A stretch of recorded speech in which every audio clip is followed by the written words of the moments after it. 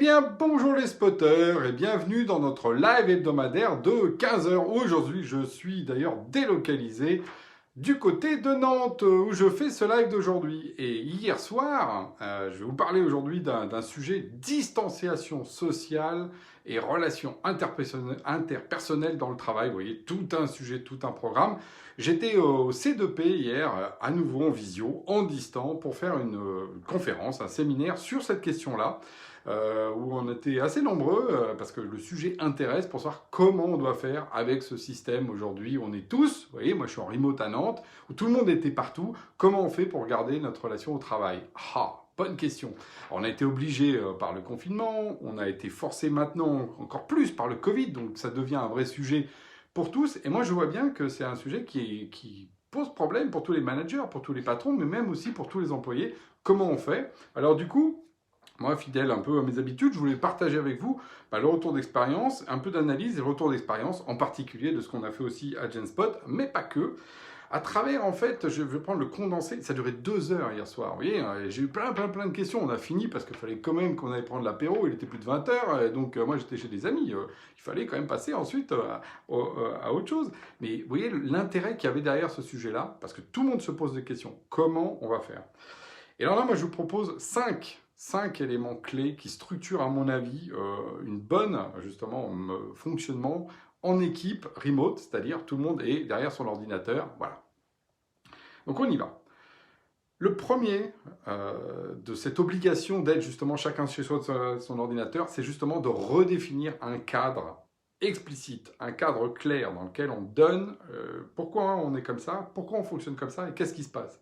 Pourquoi il faut faire ça? Parce qu'avant, quand on allait au bureau, tout simplement, le cadre, il est évident. Il y a une porte, je dois ouvrir une porte. Tout le monde sait ouvrir une porte, mais on l'a appris, ça, une porte, on a des clés, on n'a pas de clés. Tout ça, c'est des règles qu'on connaît. Là, il faut réapprendre. C'est quoi rentrer dans une room virtuelle? Hein, c'est comme une porte. Et on voit bien la problématique de j'arrive, il y a quelqu'un déjà dans la room, est-ce que je rentre, qu'est-ce que je dis? Donc il faut réexpliciter les fonctionnements. Donc en particulier, on y reviendra beaucoup, un terme qui va beaucoup revenir, c'est le terme de rituel. Il faut expliciter son système de communication, ses rituels et pourquoi on le fait. Et il ne faut pas hésiter à être très pédagogique et répétitif parce que en fait, tout le monde doit réapprendre comment ça fonctionne quand chacun est derrière son ordinateur à nouveau, quand on est une équipe de 5, 10, 15, 30 ou 50 personnes. Point 1. Point 2, bah oui, il faut rester dispo et créer le contact. Qu'est-ce que ça veut dire ça? Ça veut dire qu'au-delà de tout ce que vous avez mis dans votre agenda par paquet de demi-heures ou d'heures dans lequel vous êtes dans telle visio à tel moment ou dans tel call avec tel autre, c'est justement de créer du silence, de la distance pour pouvoir reprendre justement du temps avec les gens en contact, one-to-one, en truc qui n'a pas été prévu. Donc être disponible, recréer du contact.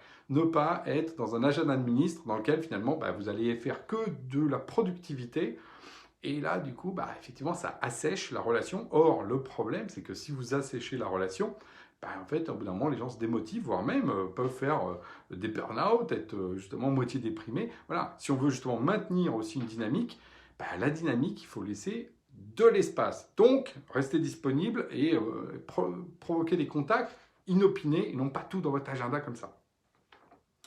Le troisième point, peut-être j'aurais dû le mettre en 1, mais je ne voulais pas commencer par simplement un problème de valeur, c'est celui de la confiance. Le système de remote, quand chacun est derrière son écran, doit être un système de confiance. Stop le micromanagement, arrêtez d'être ce qu'on appelle en polling. Alors, t'en es où? Ça va? T'avances bien? Voilà. Qui est épuisant pour vous, épuisant pour la personne. Lancez ce que vous avez à faire avec vos collègues, demandez ce que vous avez à demander en tant que manager ou en tant qu'employé, et après, attendez qu'on revienne vers vous. À un moment donné, vous pouvez dire, au fait, t'en es où? Une fois, mais pas systématiquement. Attention, c'est épuisant. Cette logique de contrôle. Évidemment, quand on était en open space, par exemple, on jette un coup d'œil, on sent si la personne elle est dedans, pas dedans, voilà. Là, il faut faire confiance, on est sur les temps des fois qui sont un peu plus longs, et ça ne veut pas dire effectivement qu'il faut pas être extrêmement attentif, d'où le fait d'être dispo et de faire des points de contact, mais pas que en productivité, et surtout pas de manière saucissonnée pour être en permanence sur le dos des gens. Les managers, effectivement, et ça c'est un des points qui est remonté dans les études, parce que je me suis basé aussi sur les études, qui sont en permanence comme ça, créent vraiment de problèmes dans leurs équipes. Point 4, c'est la cohésion. Alors la cohésion, c'est quoi? C'est construire des rituels. Et la cohésion, ça va être justement en dehors de la productivité. C'est pas le fait de faire la réunion dans laquelle on règle tel problème métier, parce que ça, on en fait, c'est le métier, on est là pour bosser, faut pas oublier. Mais c'est tout ce qui va être à côté, les rituels. Et là, hier soir, on m'a posé la question, mais c'est quoi un bon rituel? Quel rituel je devrais mettre en place? Moi, j'avais parlé des rituels qu'on a mis en place, et j'ai répondu par une pirouette, mais qu'en est pas une. C'est le rituel qu'il vous faut. Au sens où il n'y a pas un bon rituel, mais par contre, il y a des rituels en fonction du contexte, de votre taille d'équipe, de votre expérience, de ce que vous avez déjà fait. Si vous avez des gens, par exemple, nous on fait un hello le matin et un goodbye le soir. Là, par exemple, un autre bon exemple qui est celui d'Outscale, qui met en place des goûters, dans lesquels il y a un goûter qui est prévu, et dans lequel parce qu'ils sont très nombreux, tous viennent et justement échangent à ce moment-là. Voilà, très bon rituel, très bon exemple.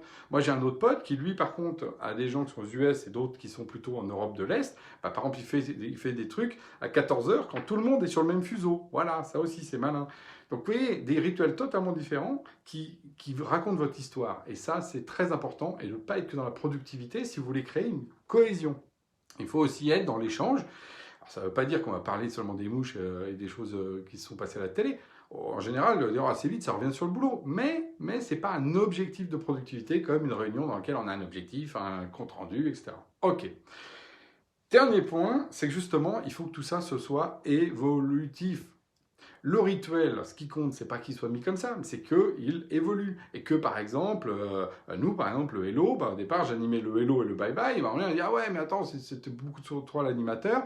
Faire prendre la parole aux gens, le bye-bye, aujourd'hui, il est animé par un James Potien qui ensuite donne d'ailleurs quel va être le James Potien le lendemain qui va faire le bye-bye. Voilà, ça c'est un exemple typique à la fois de faire confiance aux autres, parce que de donner justement ce rôle-là, et en même temps d'évoluer dans le processus. Et c'est très important, parce que sinon, si les rituels sont toujours les mêmes, là aussi, ils s'assèchent. Il faut donc les faire évoluer, tout simplement en fonction de, on sent quand ils sont moins utiles, on les bouge, on les déplace, voilà. On n'est pas figé, au contraire, on est dans la dynamique. Voilà. Donc ça, c'est les 5, vraiment les points les plus importants.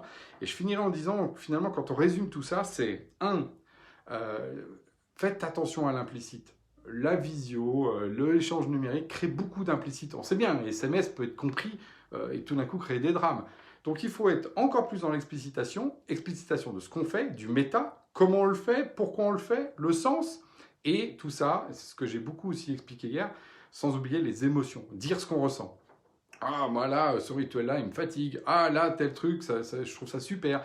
Voilà. Donner de l'émotion, sans émotion à soi, pour que justement on s'adapte, parce que l'humain, c'est à la fois du rationnel, du social, mais aussi de l'émotion. Il faut touiller tout ça dans le numérique, le réexpliciter, et vous allez voir que du coup, peut-être que votre équipe, justement, elle va être encore plus en mouvement, plutôt qu'un système qui est figé, top-down, et dans lequel il n'y a pas d'émotion. Voilà, ça c'est souvent ce qu'on voit, et finalement ça assèche l'humain. Or, ce qu'on a envie, c'est justement profiter que le travail ne soit pas le trépalium et la souffrance, mais quelque chose qui nous épanouisse. C'est ça qu'on peut obtenir à travers cette opportunité que nous a donné cette grande crise dans laquelle on est, d'évoluer sur nos pratiques. Donc voilà, je vous j'enjoins d'essayer ça, et puis de mettre justement vos rituels. Mettez dans les commentaires les rituels que vous faites dans votre entreprise. Je suis vraiment très intéressé de savoir ce que font les uns et les autres. Sur ce, à la semaine prochaine.